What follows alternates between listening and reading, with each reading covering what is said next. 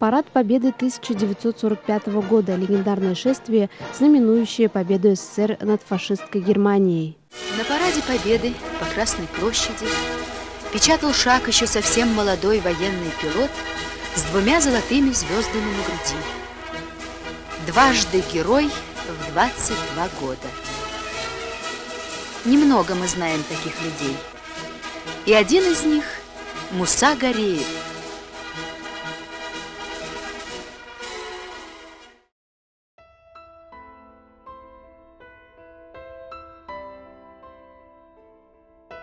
Бір 1922 жылының 9 июлінде Илиш районының Еләкшиді ауылында туған. Оңған бик нелі башлы, шул уақытта бик ғади кіші болған. Барыбызға оңа ұшасақ, оңын подражать етсек, оны біліп яшасақ, зиян болмас.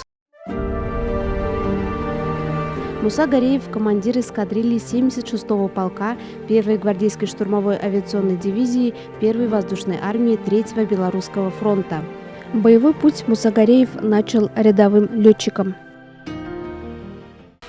Когда я вспоминаю о том, как началась для меня война, перед моими глазами всегда встает разрушенный, сожженный город Сталинград, так как я здесь получил первое свое боевое крещение.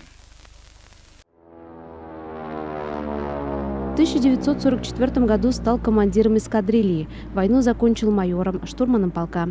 Всего за время Великой Отечественной войны Муса Гареев совершил около 250 боевых вылетов, тогда как для получения золотой звезды героя было достаточно 35 боевых вылетов днем или 20 ночью. Сначала на его самолете не было кабины для стрелка. Он подвергался атакам вражеских истребителей, но выжил.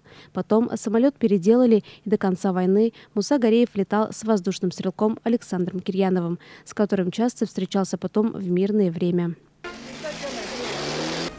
Много было у нас боевых случаев, но все сейчас не расскажешь. Мне помнится такой случай. Хорошо отбомбились по самоходкам и уже пошли домой. И вот Гареев заметил в одном овраге большое скопление техники и живой силы противника. И он, не задумываясь, сразу же пошел в атаку.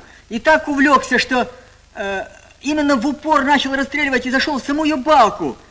И прямо уже самолет ниже оказался кромки этой балки. По нашему самолету открыли огонь большой. Уже я отстреливался то с одной стороны, то с другой.